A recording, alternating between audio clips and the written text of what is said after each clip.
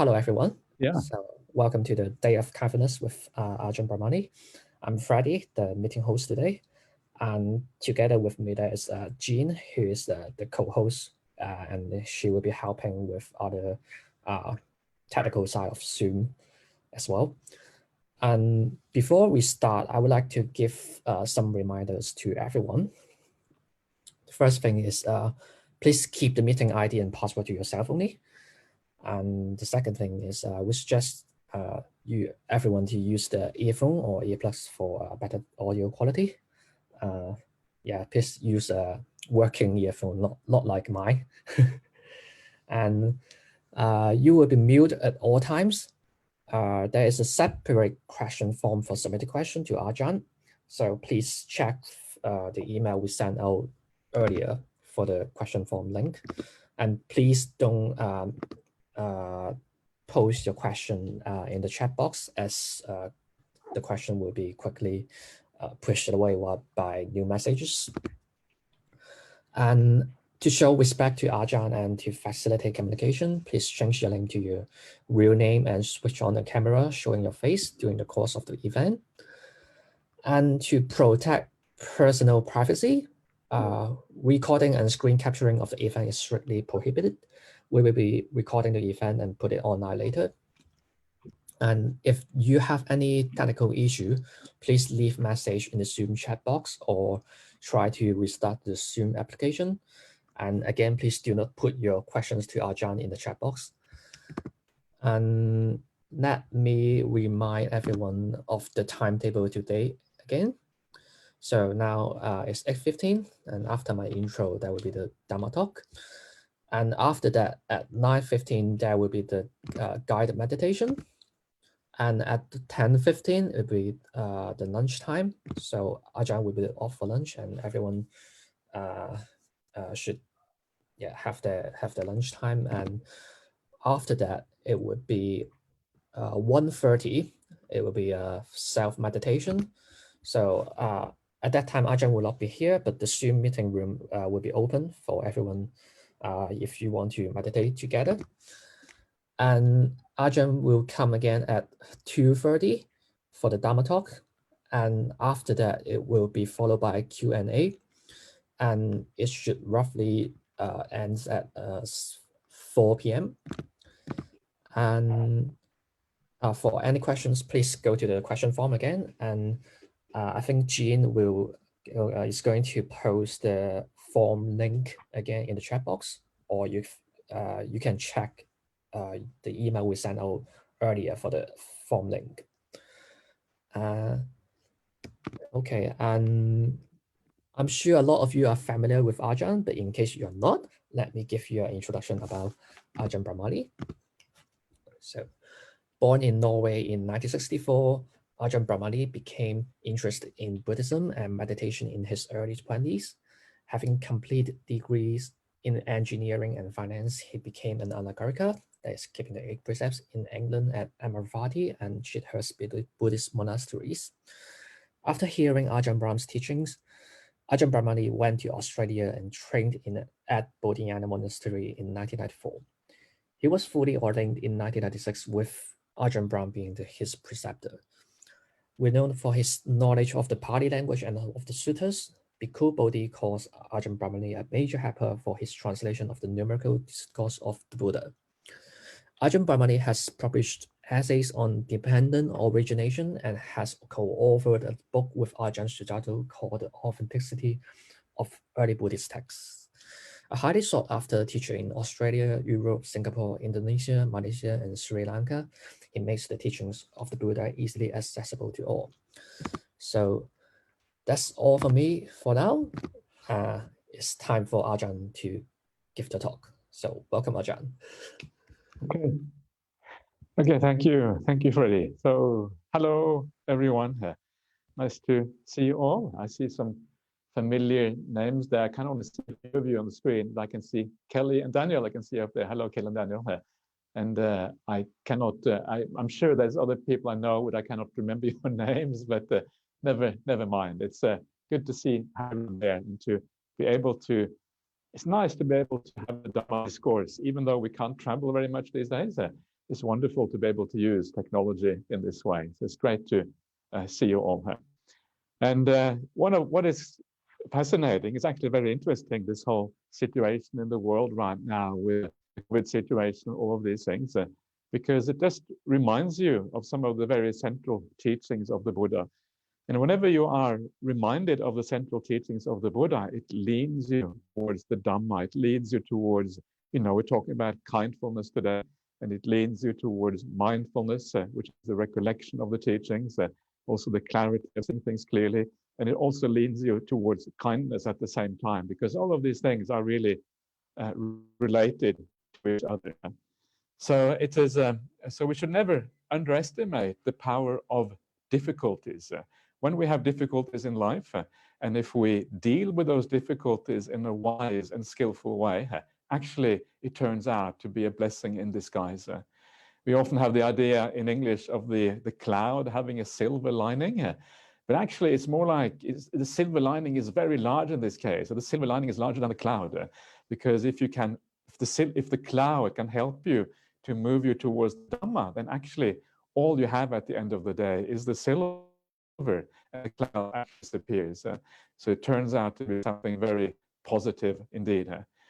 So what happens if we use the troubles in the world, and that the world seems to be a very troubled place right now? I know you had your fair share of troubles in Hong Kong, and it's not just in Hong Kong, but in the United States, they're having all kinds of serious issues. And it's not just there, it seems to be happening all over the place. And on top of all the political problems around the world, we have all the climate change problems. The COVID situation seems to be one of the small things. Yeah, it's one of the tiny things. In the big picture, there are other things that are even worse than the COVID situation.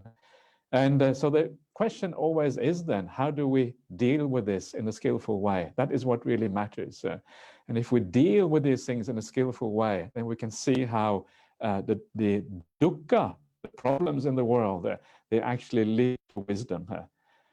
Yeah, dukkha leads you to wisdom because you start to understand the nature of reality.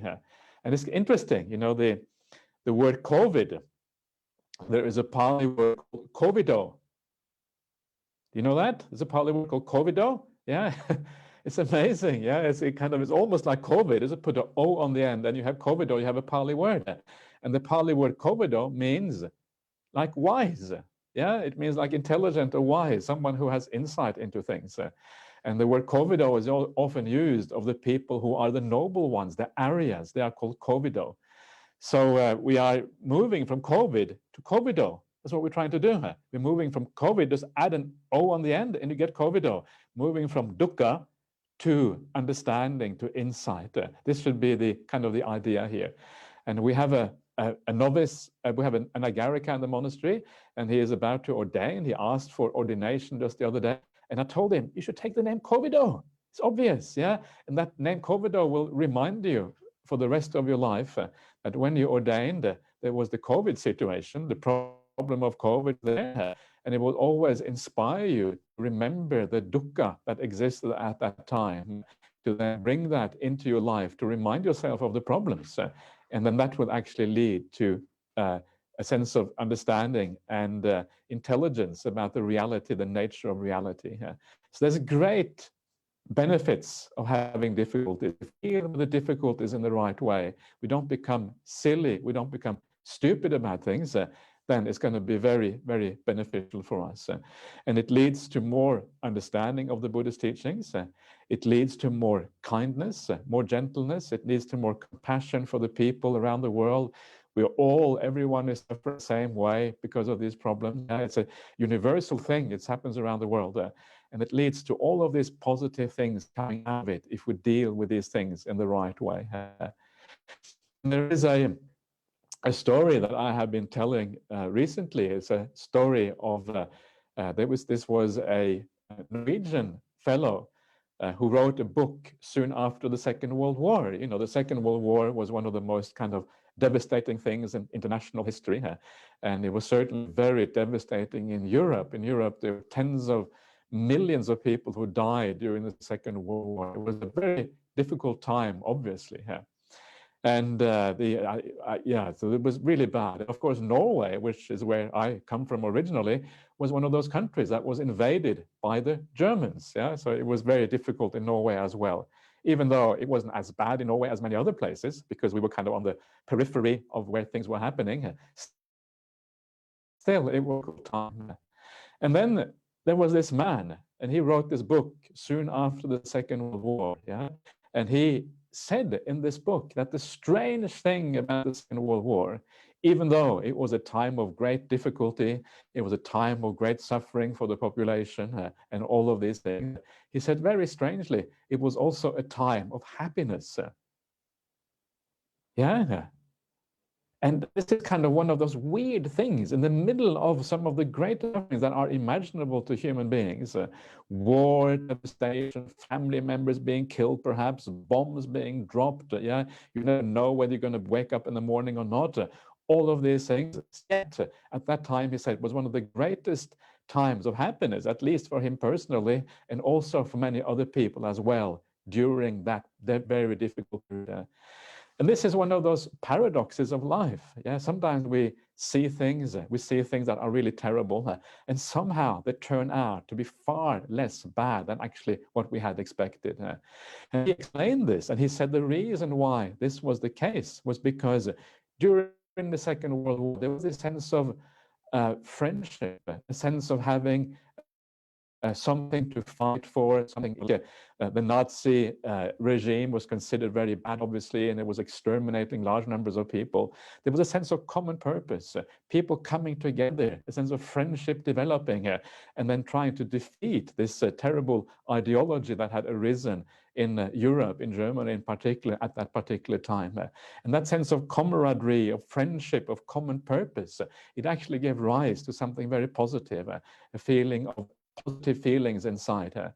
And not only did it have a positive impact on the people who were occupied by the Germans, like the Norwegians, by coming together, by acting together in a positive way, but it also had a positive impact even on the enemy, even the Germans, who didn't really hate so much. You understood that they too were blinded by ideology, blinded, not seeing the world in the right way, and for that reason doing things that was negative and nasty for people around the world. So very fascinating how in the middle of great suffering, actually you can find happiness. Why is that? What is the reason why suddenly you find happiness in such very difficult times? And there is at least two reasons for that. And one is that when things change and things are impermanent and they move towards something difficult, actually the reality is often not as bad as we think it is. We adjust to the new situation. We change. It's actually the time of change itself, which is difficult when we see the change happening because we are attaching to our current situation. But once we get there, we are actually able to adapt. And you see this with people in general in life. Yeah, if you have a friend who passes away, you have a family member who passes away, and we have all been there, we've all been through those things, or you lose something in your life, and it may be very, very difficult for a certain time. And then at the other end, gradually, the cloud of darkness, the cloud of depression, the cloud of negative feeling, it starts to lift. And then before you know it, you come out of it, and then the suffering has disappeared in the background, and you have adjusted to the new situation instead, and you're able to find new meaning in life, new purpose, and then it carries on. It is the same self which is hard, but very often we are able to adjust to the new situation. So this doesn't mean that impermanence is not a problem. Yeah, obviously it is a problem because we are always holding on to things. It is always very hard. But actually, it is often not as difficult as it seems, because we come out of things and we find a new purpose, new meaning in the new situation. But the other thing which is interesting about this thing that happened in Europe and in Norway during the Second World War is this idea that how can people actually be happy here? Yeah, when things are so difficult. On the one hand, there obviously is an enormous amount of suffering. Yeah, purely from a rational point of view, everyone really going through a time all the material goods that you are used to are gone. Yeah, during the war, it's very difficult to you know the food you get is very basic. You have to kind of get it from your own country. The whole import system comes to a stop because of the international trade doesn't really work anymore. And so all the ordinary comforts of life are gone. And perhaps your house gets bombed. Yes, you don't really have a house. You have to live somewhere else. Everything is very simple. And so what happens? The way that happiness arises at that time is precisely because you understand the limitations of the world. You understand that the outside world that we normally rely on for so much happiness, yeah, the food you get, the nice coming to, you know, one of the highlights of coming to Hong Kong is coming there and eat some of the famous Hong Kong food. Yes, this is one of the reasons I really regret not coming to Hong Kong this year, because I can't get any of those, you know, nice Hong Kong food when I get taken out, which is very, very beautiful. But this is how we normally live. And suddenly you can't have that anymore. You can't have those things. You have to turn for your happiness and the meaning somewhere else. And where do we turn? We turn inwards. We turn to the mental qualities. We turn to the spiritual world instead. And that is where we find meaning and where we find happiness. And this is what happened in Norway. People were turning away from the external world, and they were turning instead to the feeling of comradeship, of being friendly with each other, working together, working in harmony together, trusting each other. Yeah, all of these, which are inner qualities of the heart, not the outer qualities of the world. And that was one of those powerful lessons from that time, which was so difficult. And this is a lesson we should really take into the world now. When things are difficult, the right thing to do is to turn inwards instead, to look for the inner qualities, and that is where we can find a degree of security, a degree of refuge.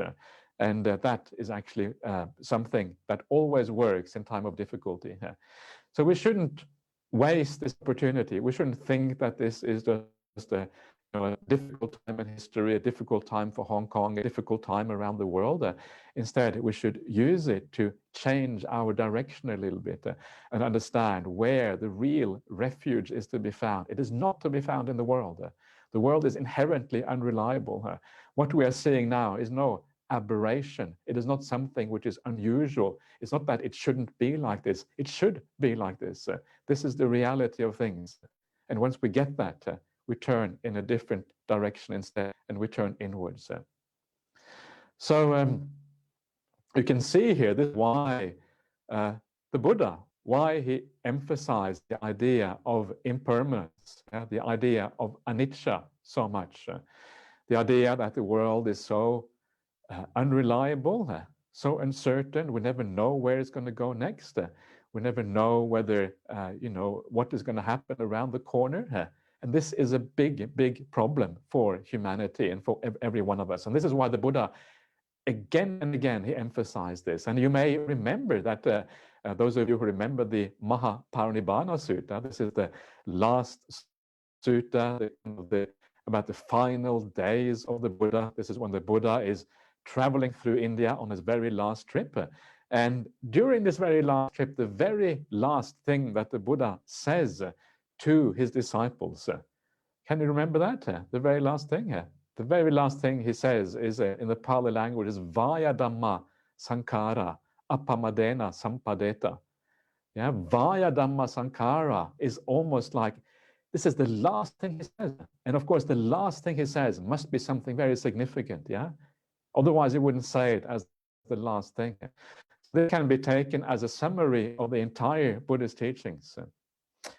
So what is that summary? And that summary is Vaya Dhamma. Vaya means like having the nature to come to an end, having the nature to cease. Yeah. In other words, everything is impermanent.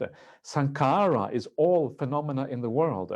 All phenomena in the world have this nature to be impermanent, to be unreliable. Yeah. And this is the very last teaching of the Buddha. So it must mean that what he's doing here is summarizing what he was teaching for 45 years in these two words, Vaya Dhamma Sankara. And then it says Apamadena Sampadeta, which means just, you know, strive on with diligence or strive on with carefulness or heedfulness, based on that summary of his teaching. So very significant. So when we see the world looking fragile, looking uncertain, not knowing what's going to happen next. We shouldn't be surprised. We should expect this because this is the nature of reality. This is exactly what the Buddha was warning against. Yeah? And the more we understand this, the more we use this as a reminder, the more we turn inwards and we turn towards the Buddhist path instead. And this was one of the other things that happened during the Second World War, which was very fascinating as well. And that was, after the war was over, everyone was so happy, yeah, and the suffering had so great during those years that everyone was saying afterwards, never again do we want to do this. Yeah, this has been so bad, so terrible, so much destruction, such a terrible time. Never again do we want to do this. And yet, yeah, so because of that, the first few years in Europe was very peaceful, was a very peaceful time in European history. People were fed up of war. They were fed up of arguing with each other, fed up of ideological differences. Yeah, I am right, you are wrong. This is the right way of running society, and we're going to kill you unless you agree with us, and this kind of stuff. People were so fed up of that, yeah. They realized this doesn't work. Yeah? And so it was a very peaceful time. The European Union was established to avoid future wars in Europe and all of these kind of things that was happening here. But gradually, we forget.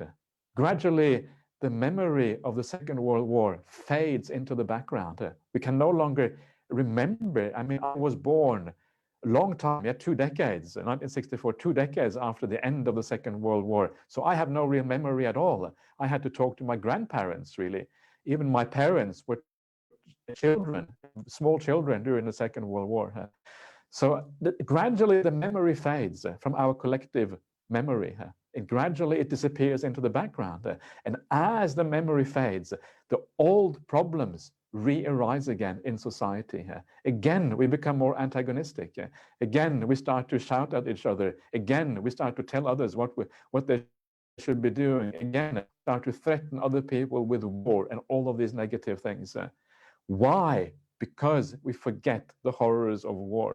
We forget how bad it actually is. And that is why we go in the wrong direction. So this is why the Buddha reminds us of Vayadhamma Sankara. He reminds us of Vayadhamma Sankara because he knows that we tend to forget these things. He knows that we, sooner or later, we forget the very fundamental lessons of life. And then we lose our morality. We become aggressive with each other. We lose our sense of passion and kindness for each other.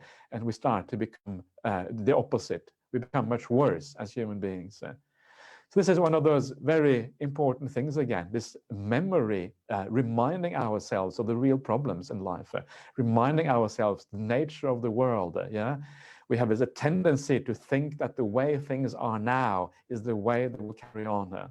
Yeah, and that's why we are shocked when there is impermanence. That's why we are shocked when you have instability in Hong Kong. That's why you're shocked when you have political instability around the world. That's why you're shocked when climate change seems to be turning society upside down. And who knows what's going to happen as a consequence. But to stop that shock, we should remind ourselves of the problem of the unreliability of the world. And then we turn in a different direction instead. And so this is the beginning of wisdom. COVID turned into COVID. Remember that, COVID becoming COVID though. It's quite a handy little saying here. COVID means wisdom.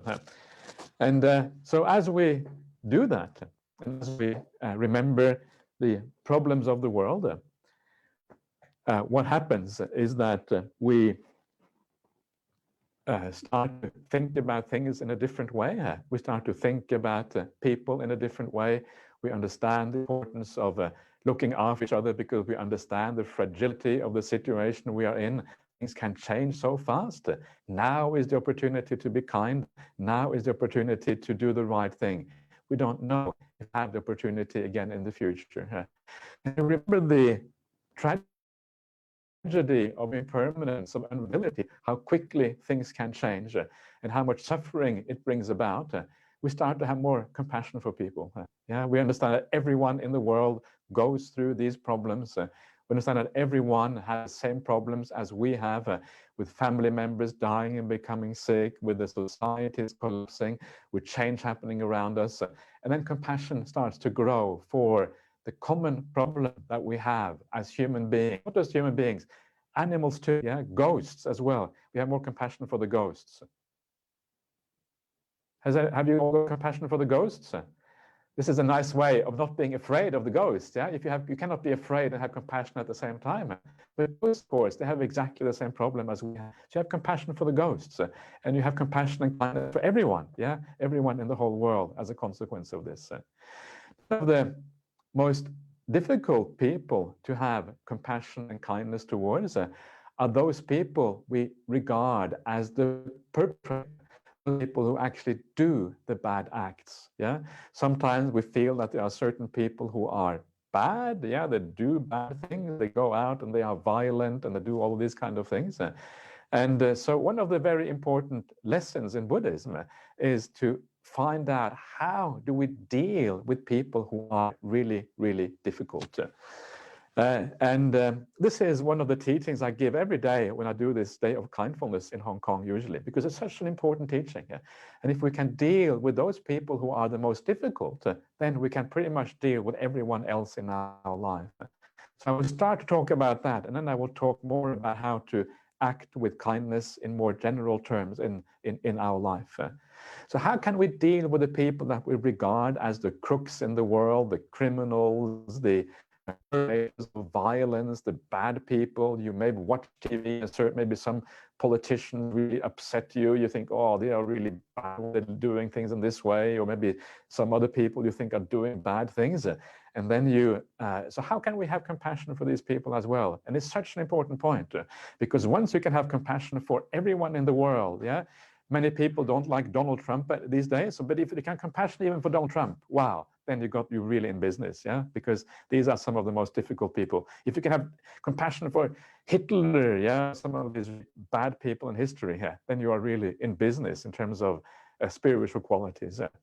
And one of the beautiful ways that the Buddha teaches about this, this is one of the discourses that he gives in the numerical discourses, where he talks first about loving kindness, yeah, how to have loving kindness for people. He talks about the people who are bad. What do you do if you cannot see any good qualities in someone? What do you do if all you can see is the bad qualities?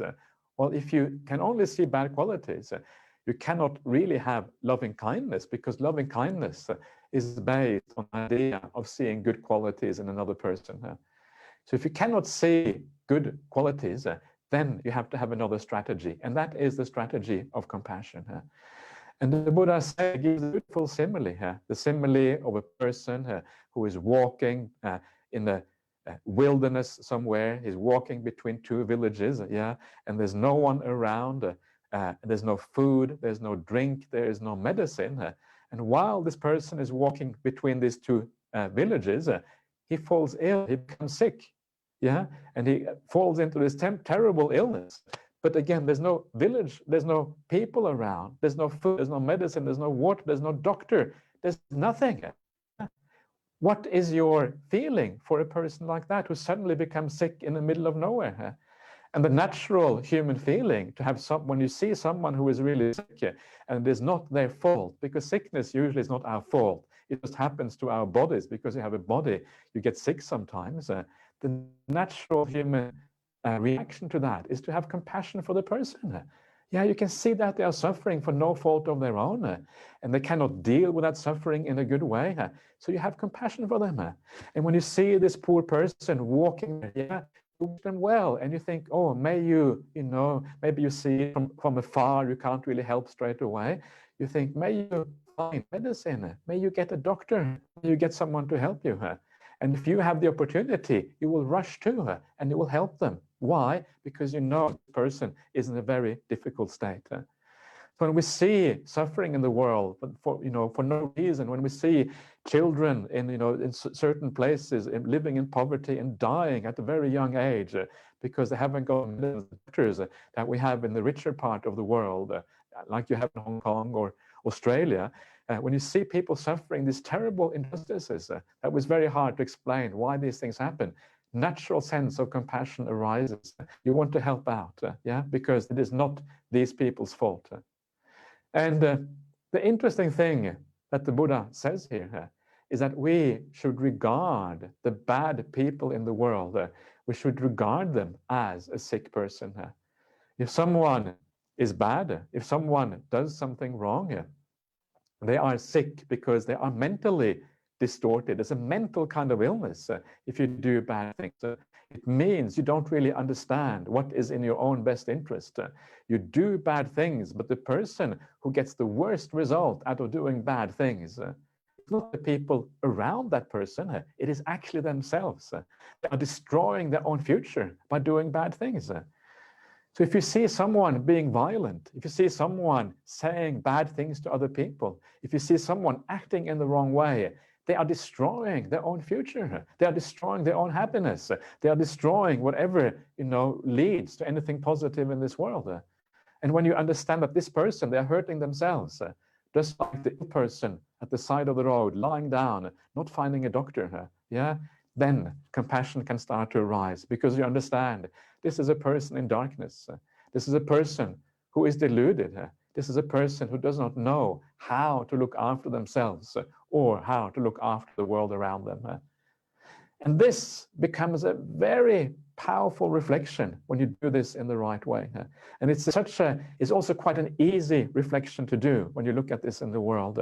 You understand how we are all like robots. We're all programmed. We all walk around in society. We are influenced by the world around us. And because we are influenced by the world around us, we do things in certain ways without really being in charge of our own lives. So people who do bad things, they are just conditioned to do those bad things. And it's actually very hard for them to step back and to understand that what they're doing is bad. Actually, it is very often impossible for people to do that because the conditioning is so powerful. And this is the idea of non-self, that we are not in charge. What is in charge is the conditioning. That is what really is the problem. That is what actually runs us. And when you understand that people do things because of conditioning, they do things because of all of these things coming together, things from the past life, things happening in this life, and now they are acting on that program. A program that was written sometimes in the past, laid down in the mind, into the tracks of the mind, and now they are just following along that program. Yeah, this is who we are. Yeah, we are people who follow this program that was written. Now the code of program, following along that program without really realizing it ourselves. And then we are trapped by our personalities, trapped by our conditioning, and then we live out all the stupid things that our conditioning does to us. So if in the past we have developed bad qualities such as anger, such as jealousy, such as strong greed and all of these kind of things, and these things are found in our heart, then given the right situation, these things will come out and they will affect themselves in society, and we will act these things out without really having any say about it, because we are following the program that is laid down inside of us. If you see people like that, you can start to have passion, because you understand they are living to their own detriment, not because they really want to, but because they don't understand that they are following this program inside of them. Yeah, it becomes almost like a bit despairing when you look at the world like that. But it also gives you a chance to have compassion for the world. And it gives you an idea why the Buddhist teachings, why spiritual teachings in general are so important in the world. Because the spiritual teachings are what enables people to come out of that conditioning. Yeah, because it is a new kind of conditioning. It is the opposite conditioning from the conditioning we normally have. And it reminds you, wait a minute, maybe I should be kind. Maybe being violent is not such a good idea. Maybe, killing other people, maybe it's best not to do that. Yeah, and this is what the spiritual teachings are about. They turn you around. They give you a counter conditioning, which allows you to come out of that robotic mode by you are just following your defilements and following your stupidity. This is the beautiful thing about the spiritual teachings. So remember this, and then you also start to understand the danger in your own life as well. It's not just about compassion for others because other people are trapped in this world by the conditioning, but every one of us is trapped in our conditioning. Yeah, this is just a real thing. We're trapped, if you like, in our personalities. It's kind of weird, isn't it, to be trapped in your personality, because it doesn't feel like that. Yeah, here I am. Yeah, this is my personality. Whoa. And I'm going to use it. I'm going to go into the world and I'm going to do stuff. And I'm going to, and I'm the agent. I'm going to use all these qualities inside of me to do good things in the world. And it's the me, the I that does that. But actually, that is just a delusion. There isn't really any I behind this. There is no essence behind this that actually decides and makes the world go round. It is just conditioning. And the I is like a superficial layer that is laid on top of that. And that often comes afterwards. Yeah, the conditioning comes first. And then the I is a layer on top of the conditioning. And we are reacting, we are living the conditioning, and we are not really, the I is just an illusion on top of that. We feel like we're autonomous agents and we are acting in the world. But actually, is actually the problem that we feel that, because it gives us a part of this delusion. And when we see this, the more deeply we see this, we also change our own attitude towards ourselves. We become a little bit afraid of our own moments. Yeah, when you watch TV, maybe you see, look, or you read about the news somewhere. I don't know where you get your information about the world, but wherever that is, and perhaps you feel a bit upset about the events in the world. And it would be almost superhuman not to get a little bit upset sometimes, because some of these events are quite disturbing when you see them. But when you see that and you see that you get upset, then you know your inner conditioning is coming out. Yeah, and unless you deal with your own inner conditioning in this life, you will carry that conditioning with you into the future. This is the deep-seated conditioning inside one of us. Isn't that a bit frightening? Yeah, because you are carrying that conditioning with you in your next life. Where are you going to be? Yeah, let's say that you get reborn in your next life and there is no really good spiritual teaching around. There may be no Buddhism around anymore. There may not be any other good spiritual teachings. And then maybe you grow up in a family or a society where those bad qualities are encouraged, yeah, where those bad qualities are being used by the forces that are larger than us. This is one of the problems with society. They often use and abuse those bad qualities inside of us, and then they make us do things that is against our own interest. And that is kind of scary. So now is our chance to deal with those bad inequalities.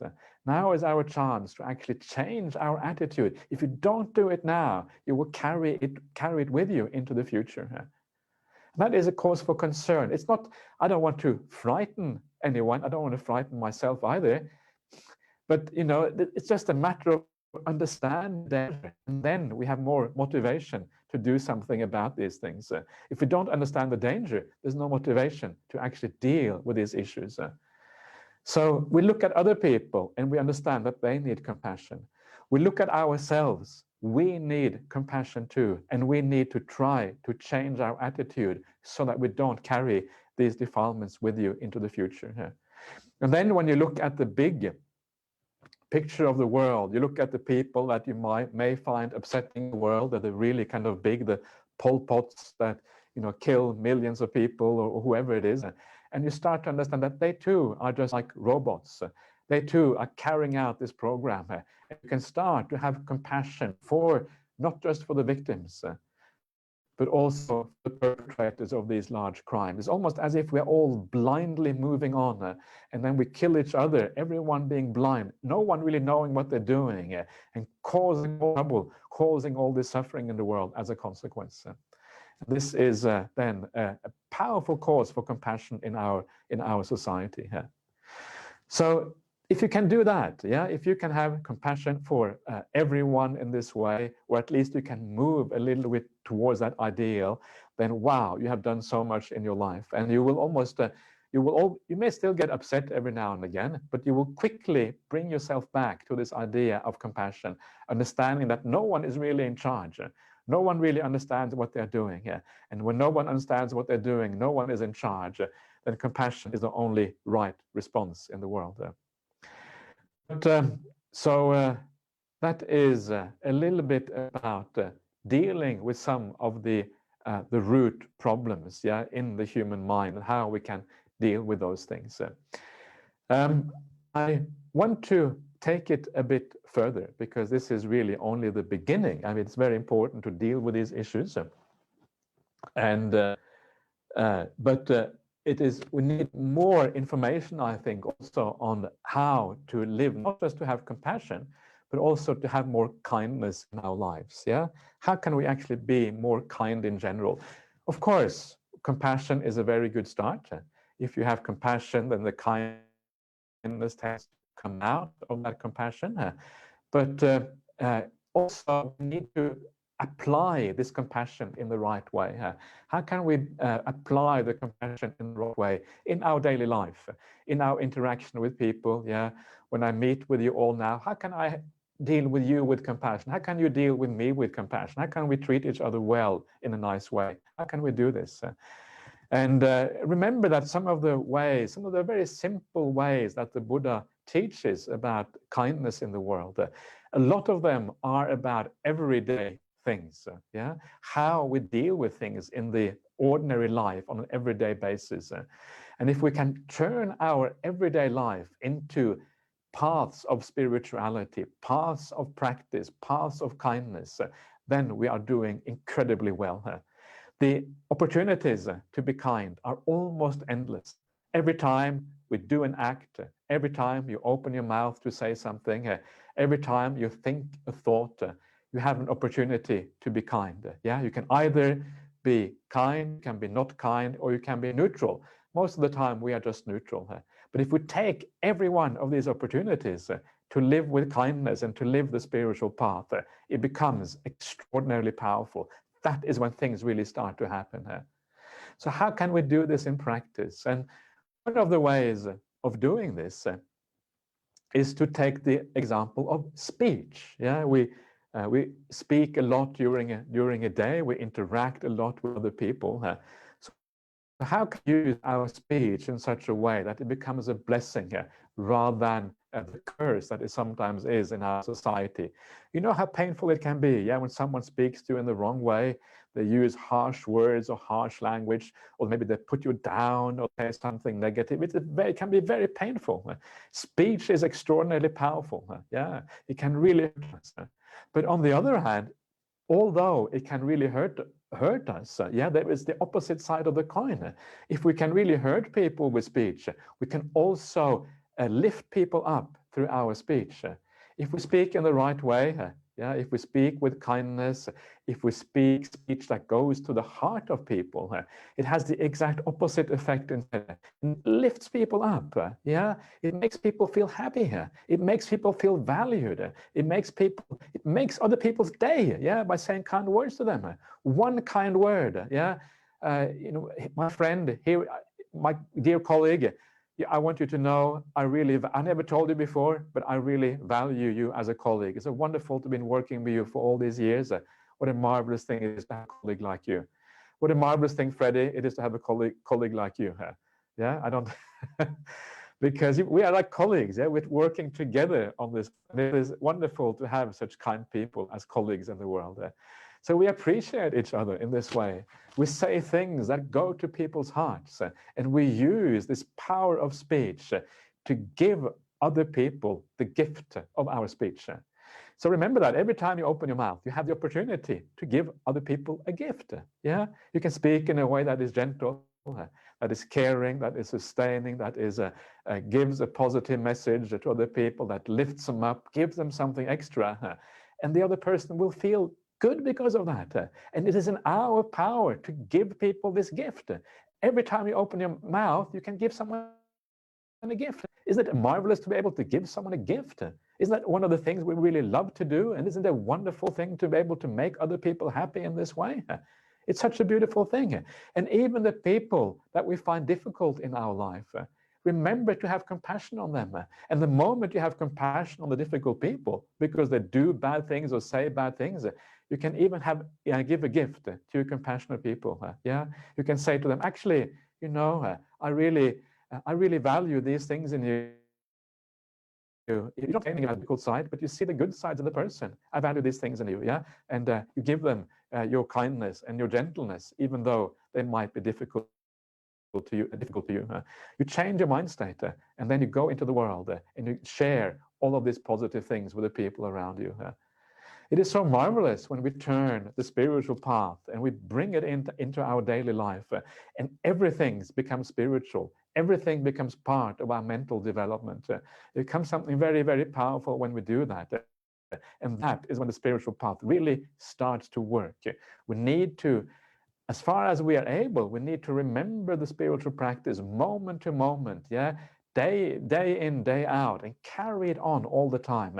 That is when it becomes very, very powerful.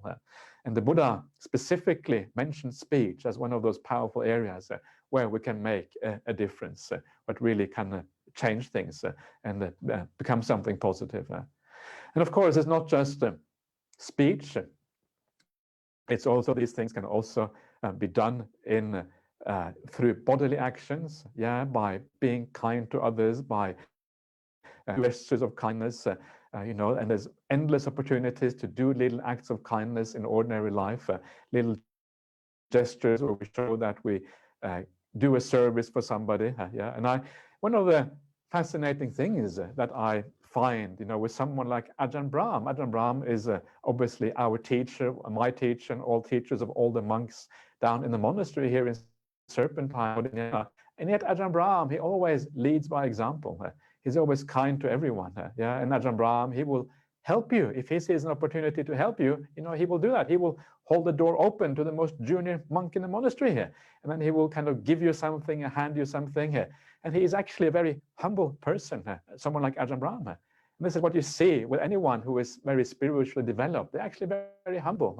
And there's no sense of hierarchy. I am too good to be kind to someone who is lower down in the hierarchy. There's nothing like that. You're kind to everyone, even though they are in a lower position than you. You have the humility to be kind, even to the most ordinary people in the world. And Ajahn Brahm is a beautiful example of that. Yeah, always kind to the most simple people. Another beautiful story of that, which you may have heard, is a story from the Suttas where Venerable Sariputta, he was the Buddha's right-hand man.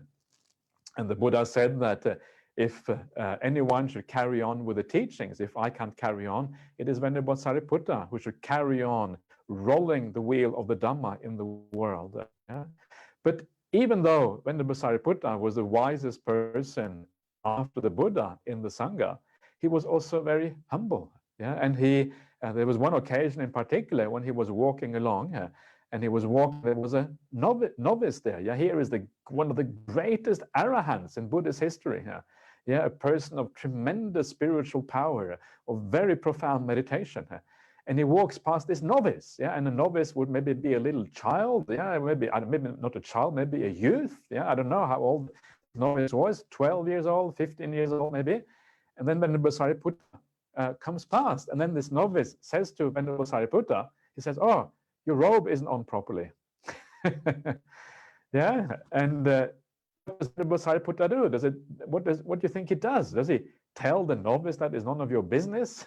Which maybe that would be true. Yeah, it is none of the novice's business. But no, what happens then, of course, is that Venerable Sariputta, he looks down and he sees that his robe isn't properly on. It's maybe falling off a little bit or something.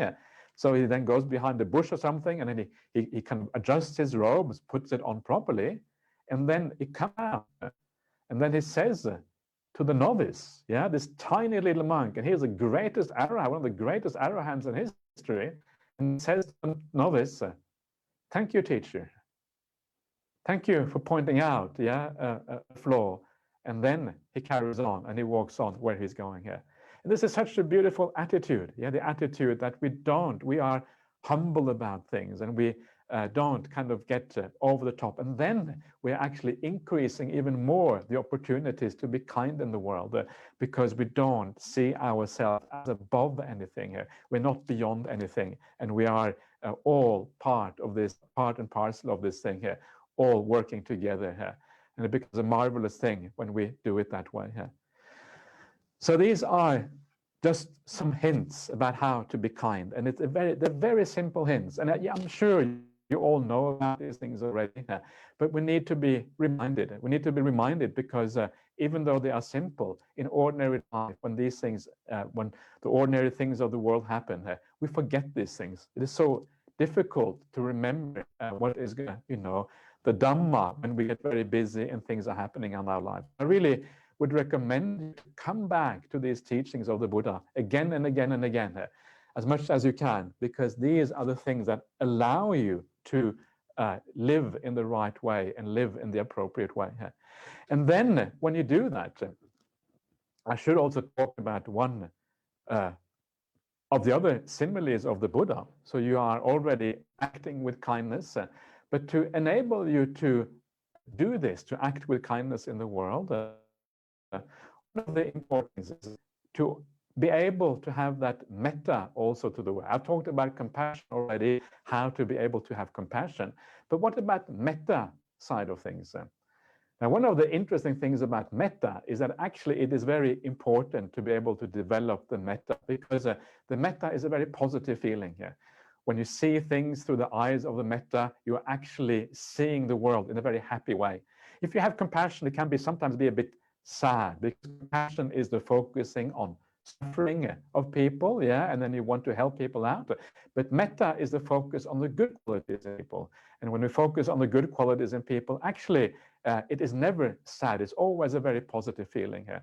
So I would really recommend you to also develop the metta side of things. It's a very, very important part. I will talk more about this later on this afternoon when we meet again here.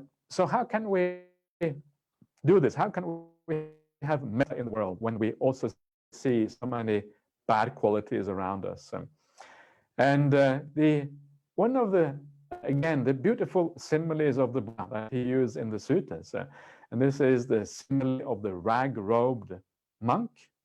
I wish I could be an example. I can have a rag robe. I haven't got a rag robe, unfortunately, but it's quite common to see in Asia. You sometimes see rag robe monks. Actually, when I was a young monk, I had a rag robe. It was just all rags, very colorful.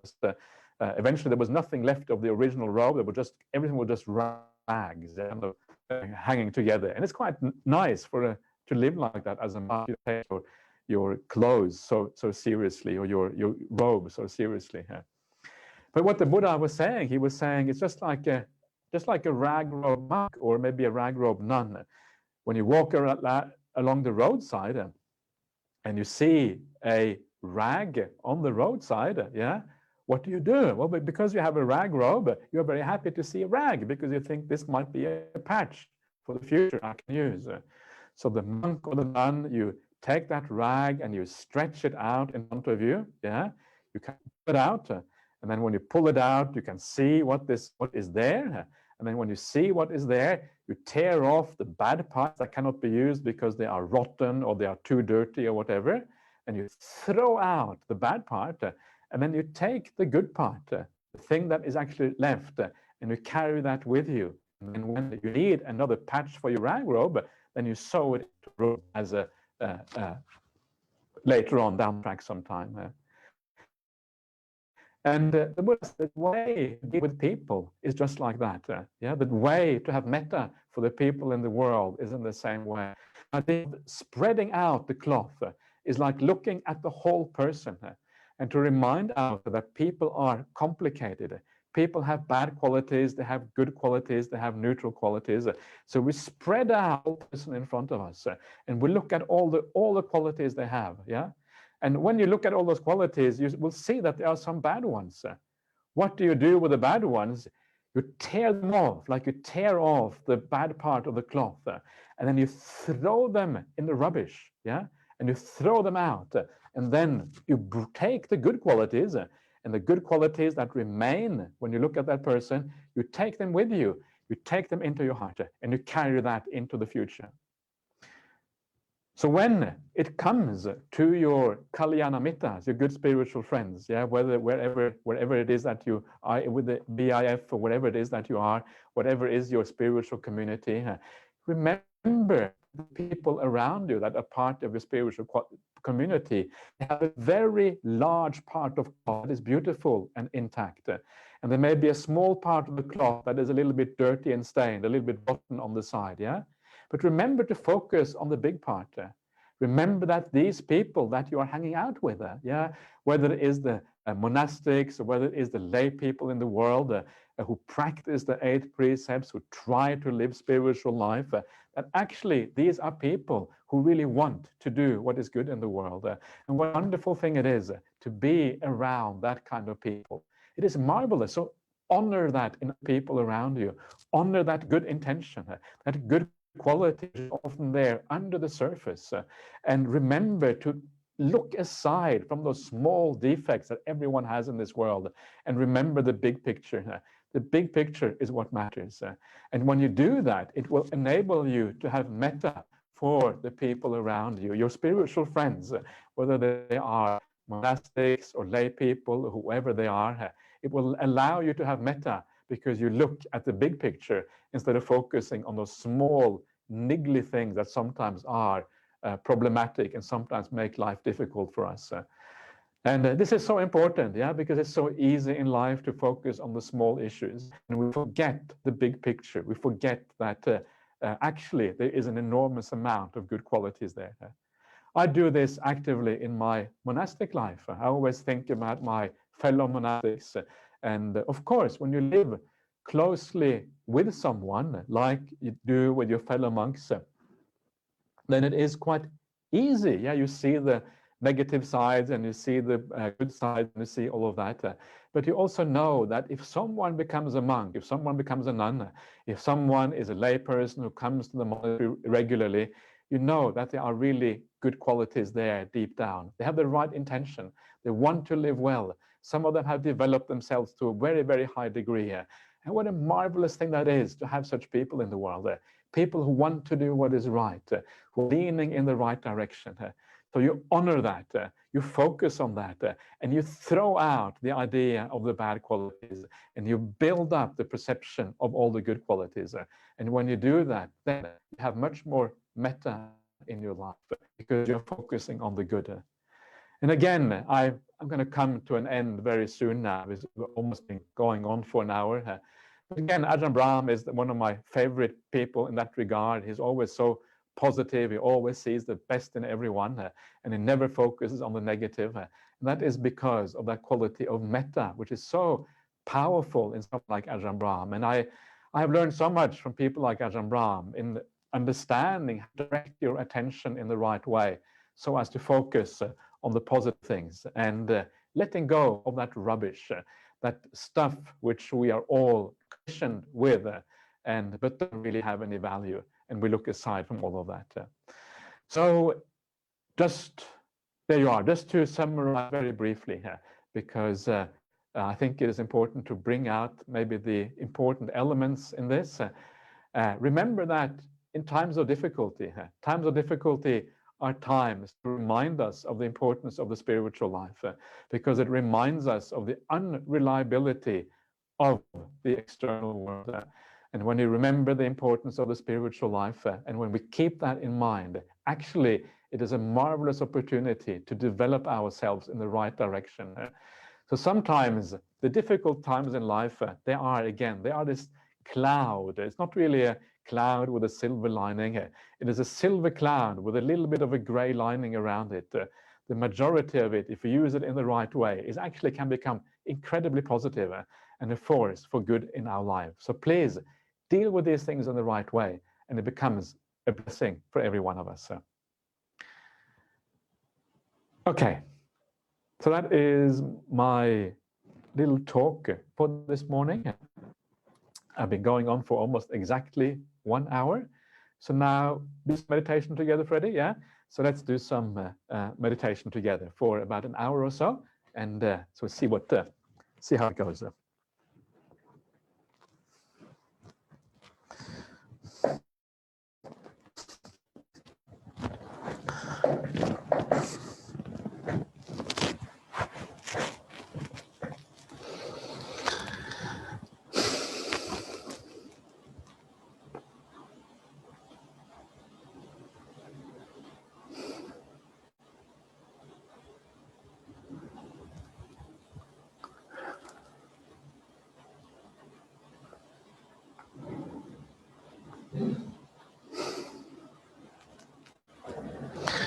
Okay, everyone. So always at the start of a meditation, just make sure that you take a lot of time to be comfortable and to be at ease and to relax.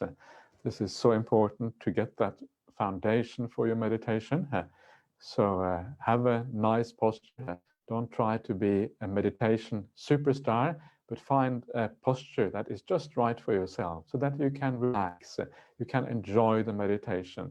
You don't have too many pains and too many discomforts. The idea is to get rid of the body, to allow the body to fade into the background. And the only way you can do that is if the body is at ease. The body is relaxed. You have compassion for the body. You don't torture yourself, but you are kind to yourself instead.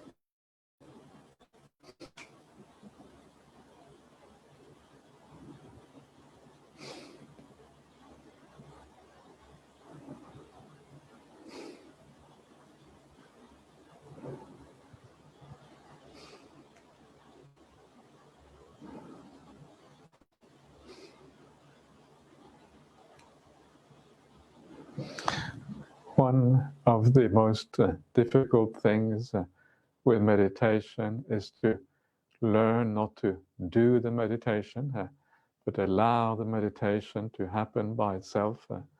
And one of the ways of learning not to do the meditation is to imagine that you come home after a long day at work. Maybe you're probably very tired because you've been concentrating and trying very hard to do your duties at work. And when you come back home and you sit down and you just relax, what do you do? And the answer is that you don't do anything. You just allow the mind to run. You allow the mind to do what it wants because you are tired. You don't want to control anymore. And in a way, the meditation should be the same. It should be a relaxation. We allow the mind to go. We don't force the mind in one way or another. We first watch the breath. And when you allow the mind to go, then gradually it tends to settle down by itself. And this is, in a sense, the right way. Then there is no effort, there's forcing of the mind, but allowing things to arise all automatically.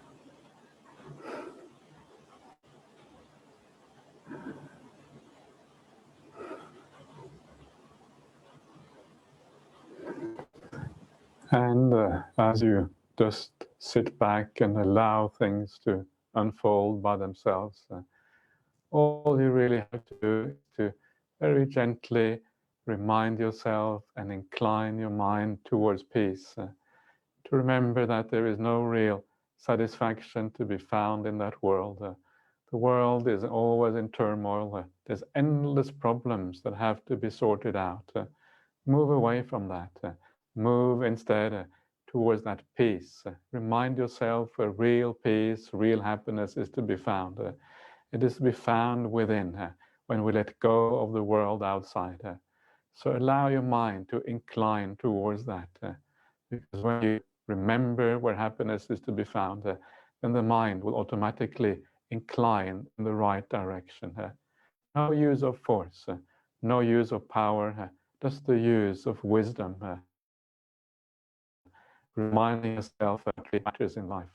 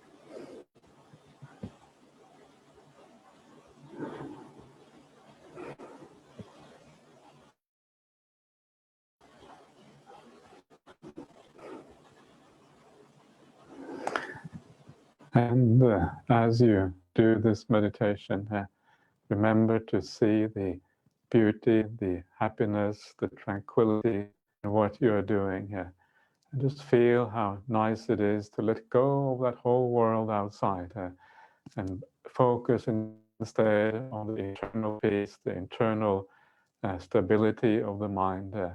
And just feel how delightful it is to let go of all the problems of the world. And as you do that, you will sometimes find that the breath arises in your mind's eye. It's as if the breath appears all by itself, is part of your experience. You're not really trying to focus on the breath. You're not trying very hard at all. The breath just happens to be there. Because it happens to be there, you cannot avoid focusing on it and noticing its presence. And that is really the ideal way of doing the breath meditation. It is not focusing on the breath, but noticing its presence, allowing the breath to come and go as it likes. And if you lose track of the breath, that's okay too.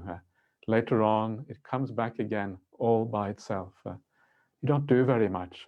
All you do is notice these things. And if you do it in this way, it becomes so light, so easy, so delightful. And very quickly, the breath turns into something beautiful.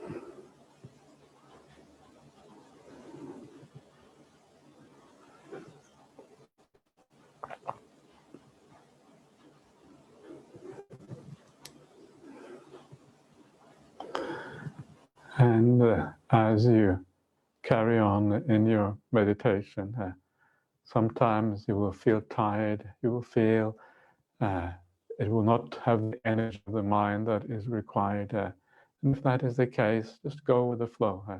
Don't try to fight the tiredness, but allow the tiredness to be there. And eventually you will come out on the other side. And when you come out on the other side, the energy, it often comes back again as a consequence. If you fight the test, you're making the mind even more tired.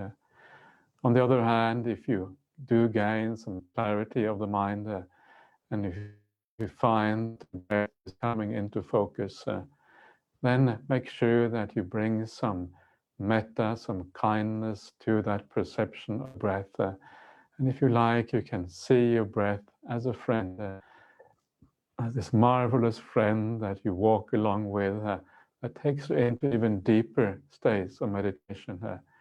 So let's have the sense of gratitude towards your breath, this breath that has supported you for so long, for so many years, for so many lifetimes, and is always there to support you.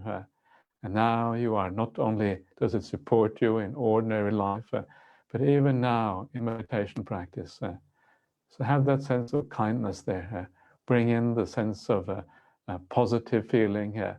And as you do that, it will take you even deeper on this marvelous path of meditation.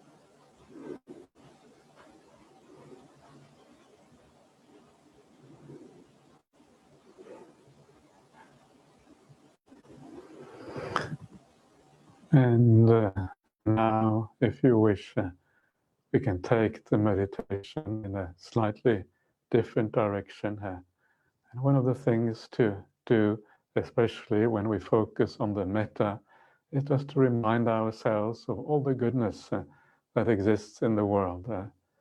We don't know so many people in this world.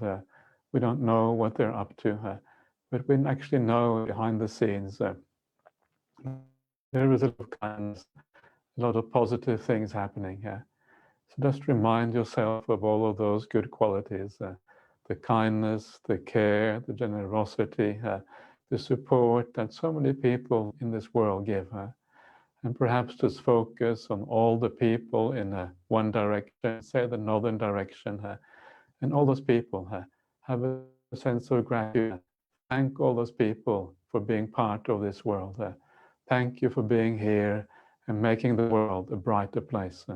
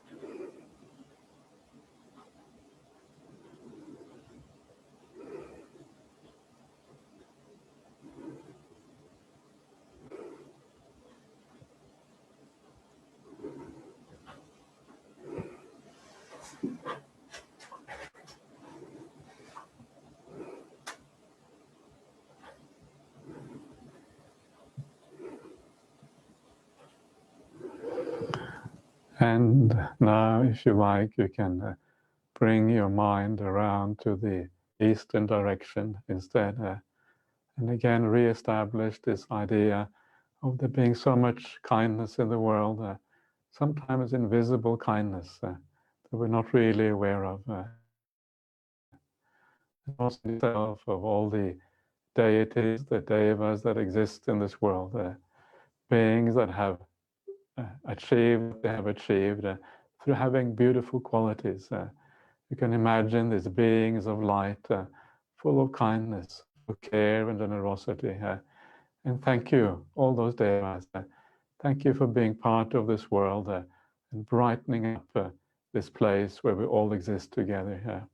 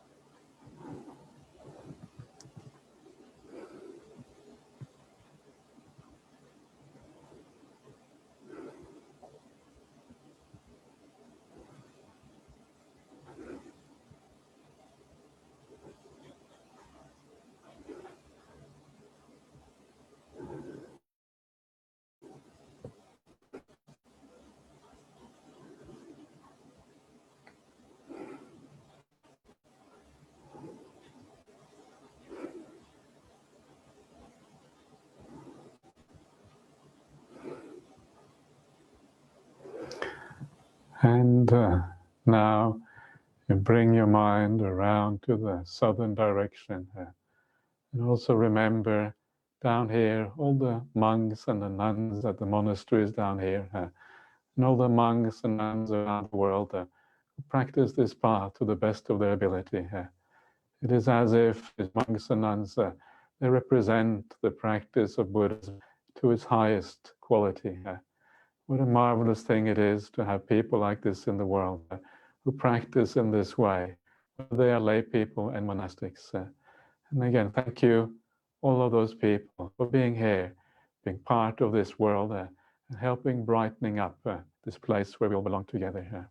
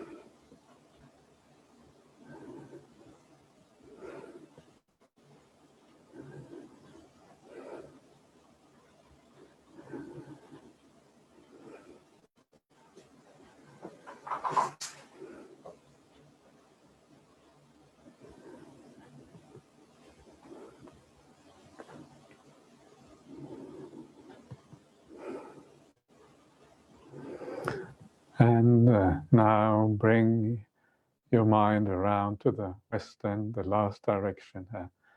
And this time also bring in all the animals of the world.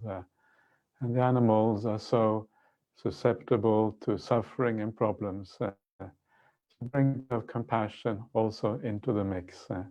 Metta and compassion, they often need to go together. And in practice, it can be very hard to separate. So all these beings in the world who have so much wonderful qualities, and yet there is suffering at the same time. So bring in this idea of compassion with the metta. May all the beings, may you be well, may you be happy.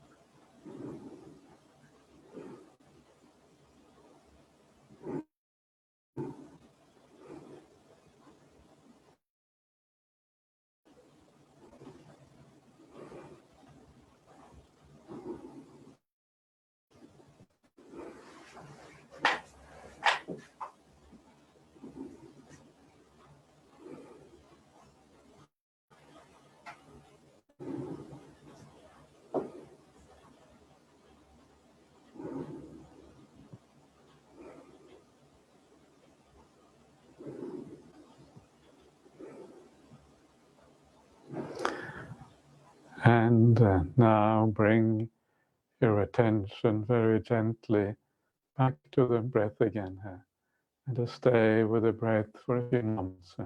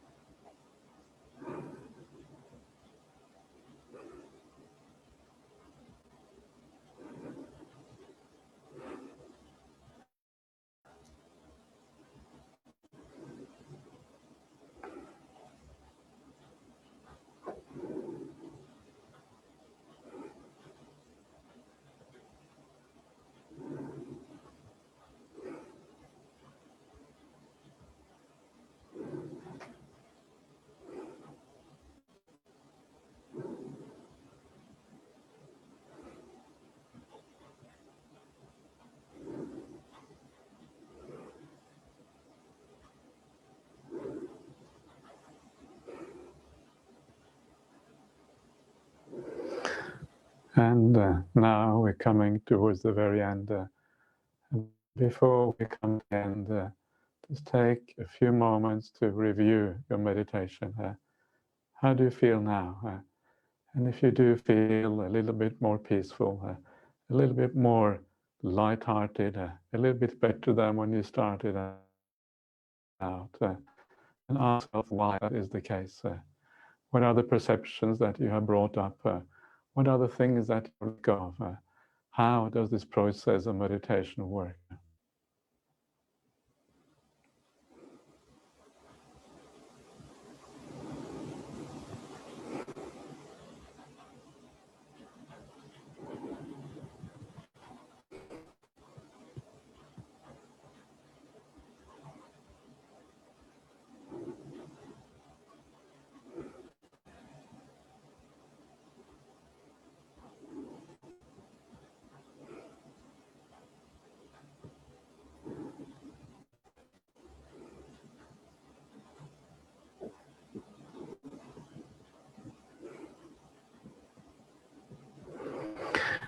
Okay, everyone. So that is the end of the meditation for now. So please come out.